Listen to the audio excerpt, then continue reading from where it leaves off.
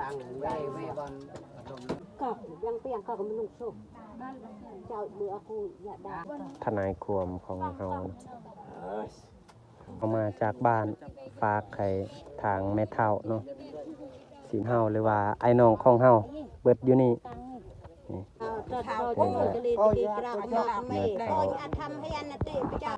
นี่แหละจำนวนเงินล้านหนึ่งเราสามารถเอาออกเครื่องของหรือว่าของกินของอยากนี่เราจะแบ่งให้ญาติพี่น้องของเรากินเอามากินเขาส่วนภาคเส้นทางตัวนั้นก็คือมีเขาเฮ็ดเทือนคือเป็นสารของเพิ่นสบายดีเมื่อหมู่สุขุสุคนยินดีต้อนรับเข้าสู่สองเบาปอกตอนเที่ยงมื้อนี้เฮาก็สิออกไปบ้านแม่เฒ่าเนาะหรือว่าไปจัดงานดองอยู่ที่บ้านแม่เฒ่าจังใดก็ทุกคนติดตามเบิ่งเพราะว่างานดองมื้อนี้ก็เป็นงานดองเบาปอกเอง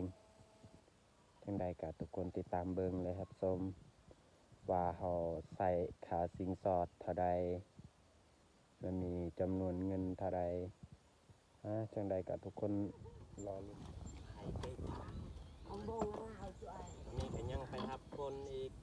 เพราะว่ายังไปรับพี่น้องทำไมครับมันตัวผมไอ้ของเฮาก็ยังบ่ทันมาเอาเวิร์นเฮาก็มาแล้วคนอยู่บ้านเฮาพุ่น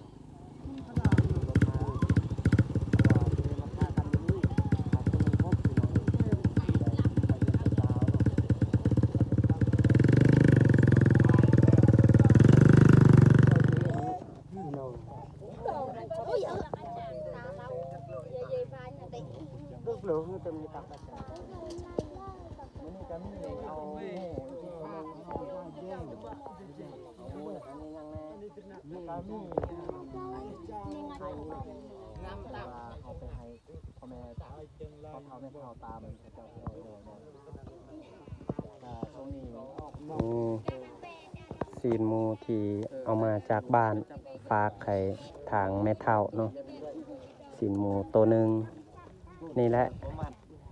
ทีมงานบ้านเฮาหรือว่าไอ้น้องของเฮาเบิดอยู่นี่จะมีพวกเบาหยับแน่นี่ส่วนเบิดแต่พี่น้องเบาปอกเองแต่ว่าคนบ้านเฮาเขาเจ้าก็บ่ได้เตรียมเดินทางไปต่อที่เฮือนแม่เฒ่าของเฮาจะมีน้องเทพส่วนแม่ของเฮาก็บ่กล้าขี่รถเป็นย่างจากบ้านเฮามาหาบ้านแม่เฒ่าเบิดแต่พี่น้องของเฮาส่วนนี้ก็คือไอ้กบของเฮานี่แหละมีพี่ๆคนหนึงถามว่าเบาเปลือกบ่เป็นคนเบาไอ้กบบ่แม่นเด้อนี่แหละไอ้กบของเฮาแม่ก็มาฮอดแล้วแม่พอเพิ่นยังถ้าพ่อเฮาบางกี้เฮาไปรับพอเพราะว่ารถมันบ่ค่อยพอคนเนาะรถห่างเบิด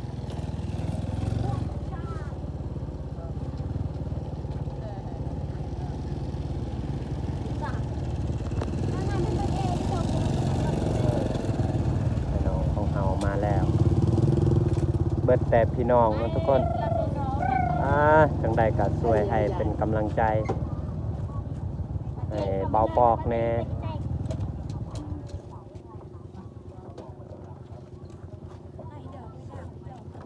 หลายคนอีดอกดอกหลอด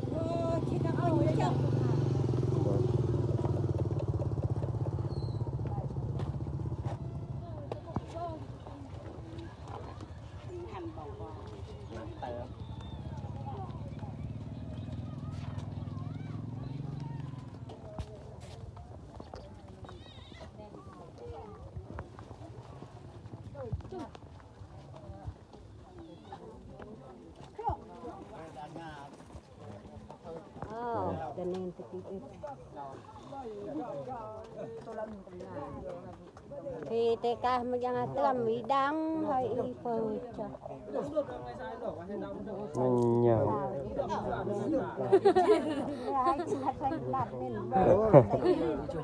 นี่แหละแม่เฒ่าของเฮา มาใส่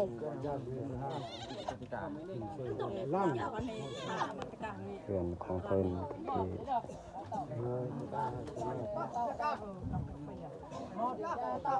bây giờ sổ về nó chạy thế này cái nhà ốc nó chạy lâu chả mình Từ lấy lung đằng อีกก็อีเด้อ thiếu cả hết đằng Tuy đặc sổ khôngมีsổ ấy จุใส่ยาสูบนะ ôi cái đặt đôn lắm mà ấy Nùn từ từ nó lâu tôi làm cái dê mới lấy dê mới bỏ cọc yang tiang cọc mình lùng sổ chào bữa aku dạ đã rồi ra đây khi lọt máy dùng ai đá tôi không đá tôi bắt rồi rồi mấtนี่ chỉ ขอ sang ấy ถ้า nổi เย็นอยู่ในประตูเนาะเขาเย็นน้ำตา cái căn เย็ nhà นเหล้า Chạy thì đây ta มี bảo ยา bơi สูบเขาจะเย็น này mày e vào về mà giờ ban đấy bây giờ ban này e mày เปล่าคือหูจนแดงเลยแห่งอากาศร้อนเลย bị bơi ra nữa là tôi dùng ก่อนเอ้ย ồ Tầm về bạc cái thì xuống. nhìn được gặp cái đà này ทนายความของเฮานะ bên đâu mà đào được đặt này là đòn do cả ba lưỡi nè tính đi cầm ทนายความ bắt đầu với đường đâu ăn cả có đầu kia đã tao mày được bảo là cọc xã ở mà để bảo xảo nổ bể vào อ๋อแก่พิธีเนอะหรือว่าแก่ฮีตบ้านเฮานี่แหละแบบนี้ tao mà ถ้าผู้ใดเอากันเขาก็จะมี Kìa phải chữ อัน kể นี้ là เนาะ ใส่จะออกโอ้ยจะเลยจะกระหมอกไม่โอ้ยอาทำให้อันนั้นตีไปจับเดินมือตะก้อง เพียนเขาจอกปฏิพลเมืองไป ตะ ได้ ก้องนักร่วมดังจีจัด อ๋อแก่พิธีเนาะสองครอบครัวเขาแก่แบบนี้ ตับตลาดเอายังไงเอา จะมีตัวหมู ดอกตับเงาจะ หมูตัวน้อย ตั ข้าพเจ้าค่ะอดมือ นกดอกเดียว แม่ของเฮาอดมือใส่แม่เท่านะ ta rong này được tên mà อยู่ เพียรมอารมณ์มาใหม่นี่ยังตะกี้ปลาไปเจอยังทำจานยัง วิมุตก็เล่นย่างตาหลง ยังจาน ตอกงานมันดอกไปเต่า นี่ก็คือเมียพี่อายของเฮา ไปยังตามเลี้ยงเตี้ย เจ็บเจน ดงโอ้ยนี่ แม่อดมือเขาแม่เท่าก็คื เจ อ ไปตีปี บ่มีผัวแล้ว ซาซาก็ก่อนกู ส่วน ตีนก ผัวของเพิ่นก็คือ ดาวดักเรา ขึ้นสวรรค์แล้ว ta ตัว mà เพิ่น cái này cả mấy đúng nó ควรจะมีพวกเบาหยัก ชุดที่เฝ้าก็ เข้าในเขื่อนหรือว่า นี่แหละเครื่องคองก็จะเป็นอยู่นี่เบิดจะมีเบียร์เสือปูตามของประเพณีบ้านเฮาแต่ว่าเขาเจ้าก็ทุกข์คือกัน คือแบบเฮานี่แหละบ่ค่อยมีหยังคือกันเฮาก็ทุกข์คือกันบ่มีหยังสิให้แม่เฒ่า นี่แหละจำนวนเงินล้านหนึงที่เฮามอบให้แม่เฒ่าเนาะเฮาให้ทางทนายความเพิ่นจับเงินของเฮาเพราะว่าบ่มีหยังเนาะทุกคนเอ้ยส่วนเครื่องคองเขาเจ้าก็กลัวล้านหนึงเนาะแต่ว่าเฮาก็บ่มีเงินคือกัน เงินเฮาปะ bố ra ở đây là vì nó dài là cái mặt cốc về dài là cái nước เบิดอยู่หั่นแหละล้านเดียวไปเนาะเพื่อเขาเอากินเขากินน้ำอยู่นี่เนาะนี่ nó có trẻ ra เอาของเขาเอาไปเลย cái to này ส่วนเครื่องคองนี่เอาออกเบิดนี่ให้เอื้อย เอาเลยสินที่อันนี้เราสามารถเอากินได้เพราะว่าเราจ่ายอยู่แล้วเราจ่ายแล้วตัวนี้เนาะไว้เงินวังกีเนาะก็เลยเอาเลยสินยัง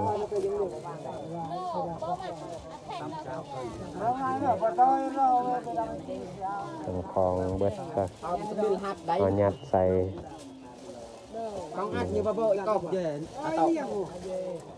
เราสามารถเอาออกเครื่องของหรือว่าของกินของยากนี่เราจะแบ่งให้ญาติพี่น้องของเรากินได้เนาะเพราะว่าเราใส่เงินวังกีเนาะรวมทั้งหมดอยู่นี่ก็เจ้ากันหลายล้านอยู่แต่ว่าเราก็บอกค่อยได้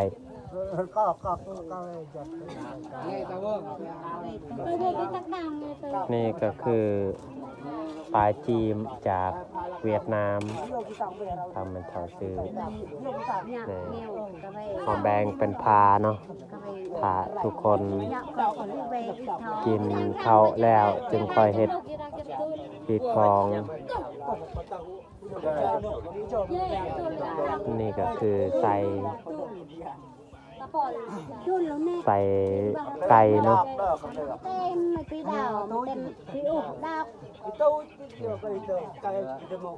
เป็นงานแบ่งเขากลุ่มบริหารเขาแดงบานทางแม่เท้าเนาะย่างเลยเว้จะน่าว่าเจ้าคือกูจับติกูจำไว้ต่าง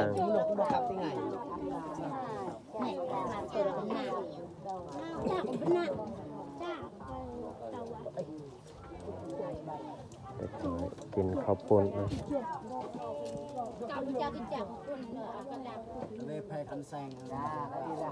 เลยบ้า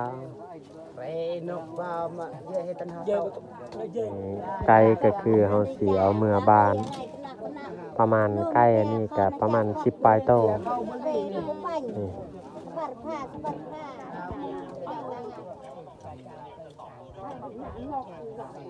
กิน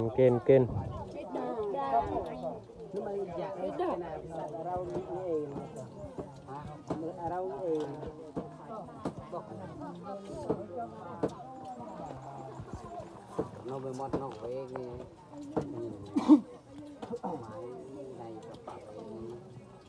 นี่บอกเลยยาวเลยยืดแล้วเราก็ไปก็เราก็มาทุกคนมากินน้ำกัน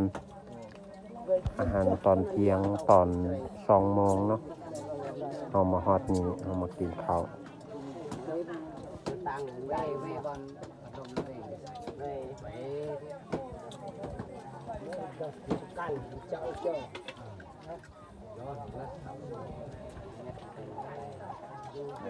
ี่ก็เขาเริ่มเฮ็ดพิธีเนาะระหว่างพ่อกับพี่ไอของเฮาเนาะเริ่มเฮ็ดกันมวนหรือว่าหมอลำมอบให้ผู้นี้เนาะเฮ็ดกันมวนเขาเฮ็ดหมอลำเย้ก็เลยแกะให้ง่ายป่ะจังมาปเรเดือยให้คนกันในกีตาร์ไม่ได้ใจเย็นๆเลยจิ๋วโยเรนาเนี่ยจะได้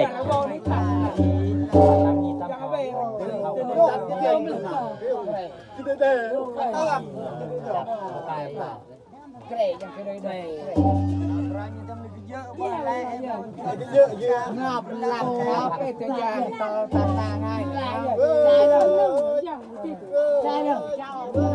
เป็นพวกเราตั้งใจไปเร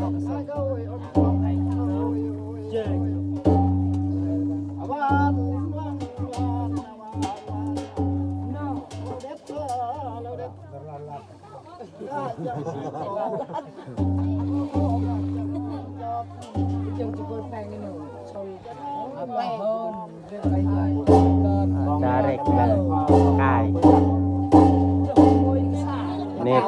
พอที่พอจะลำเนาะหรือว่าห้องกันมวน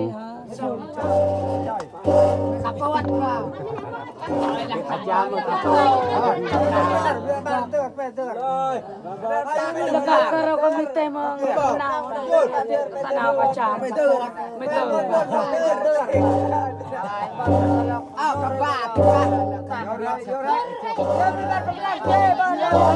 Oi, apa betul.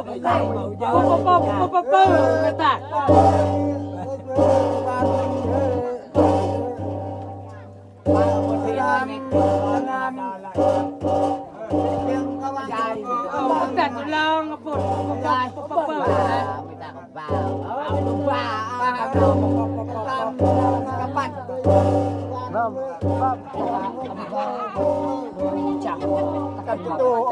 บ่อของเฮาก็เริ่มเฮ็ดกันม่วนเนาะ อ่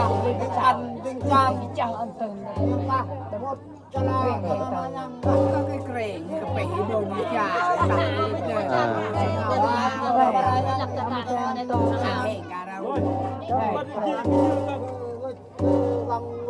อ่าสำเร็จเสร็จสิ้นเนาะเฮ็ดหมอลำหรือว่ากันม่วนเพลงของเฮาก็คือตอนนี้แหละมันบ่แห้งเนาะทุกคนเขานั่งกินอยู่นี่เนาะเพราะว่าอยู่ใน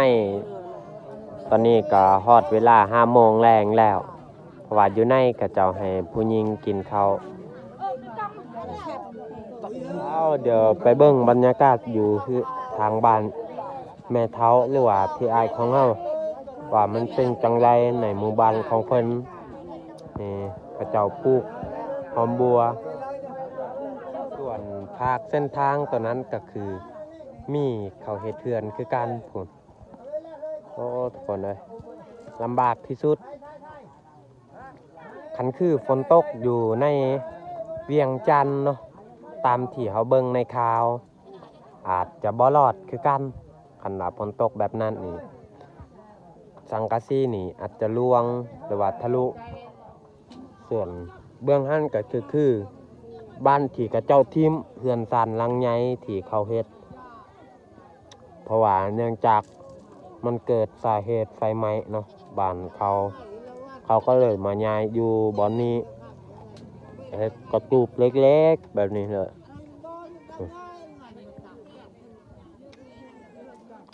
ส่วนอันนี้ก็คืองัวที่เขาให้ทางแม่เฒ่าเนาะเพิ่นจะกินแบะกับตัวงัวเป็นสารของเพิ่นอันนี้ก็คือจะแม่นมันแห้งหรือว่ากล้วยเนาะโอ้ข้าวตากเพื่อเฮ็ดข้าวนี่โอ้ว่าพาตอนแรงเขากินข้าวอยู่แต่คนบ้านเฮาเองไฟของเฮาเพราะว่าไฟใดบ่พอ